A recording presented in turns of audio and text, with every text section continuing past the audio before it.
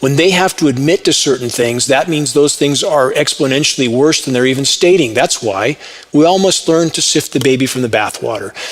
And there's a point in quoting official agencies like this because it reveals that they can't hide the problem any longer. Food crisis grows from dry soils. And as I go through this report and try to connect important pieces to the puzzle, keep the weather warfare scenario in mind. Keep that in mind.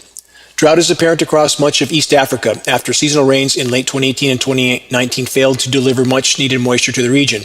The dearth of precipitation has contributed to a crisis for food security. In recent decades, Somalia has long faced bouts of dry when rainy seasons failed to deliver much needed water for crops and livestock, and for many consecutive seasons this occurred. Prior to 2019, earlier droughts caused large-scale crop failure, livestock deaths, and the displacement of hundreds of thousands of people.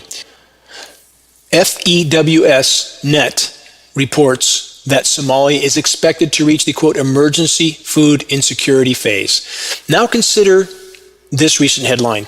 Connect the puzzle pieces. This is directly related to the weather warfare droughting out of Somalia, just like the Middle Eastern countries. Here's the recent headline from CNN and other sources.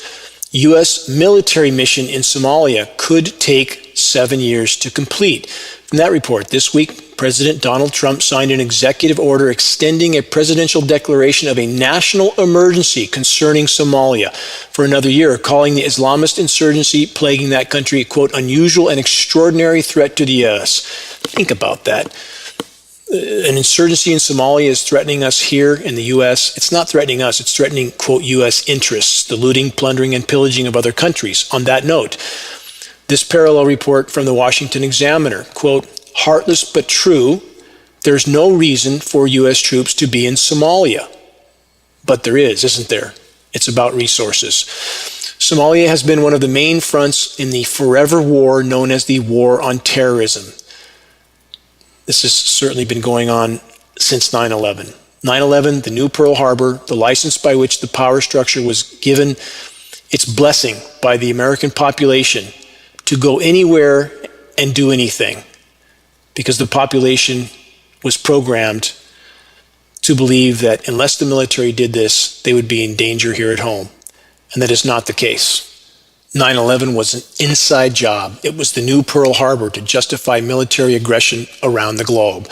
On that note, consider this. A more in-depth investigation reveals that there is, in fact, a reason for the U.S. military to be in Somalia.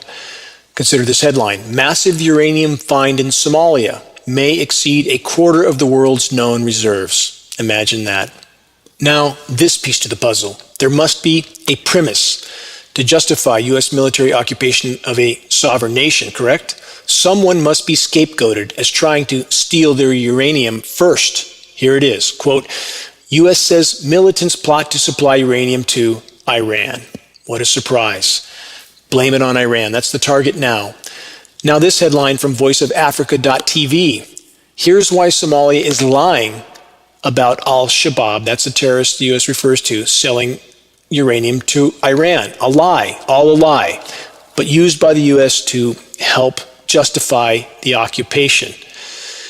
And in regard to Africa as a whole, in the looting and plundering and pillaging of resources of the 800 military bases the U.S. have abroad, so many are in Africa. U.S. military has a presence in 50 of 54 African countries. That's called empire. And let's not forget the Middle East carnage that has been fueled by the U.S. foreign policy of war. Consider this new headline from globalresearch.ca. The policy of creative chaos, America's project for a, quote, Middle East Holocaust. From that report, the project for a new Middle East is the project for a new Holocaust. It's happening now. The policy of, quote, creative chaos underpins the, quote, Middle East Holocaust. Empire, i.e. U.S. empire, will fully destroy the sovereignty and territorial integrity of prey nations such as Libya, Iraq, Syria, Yemen, Ukraine, and beyond.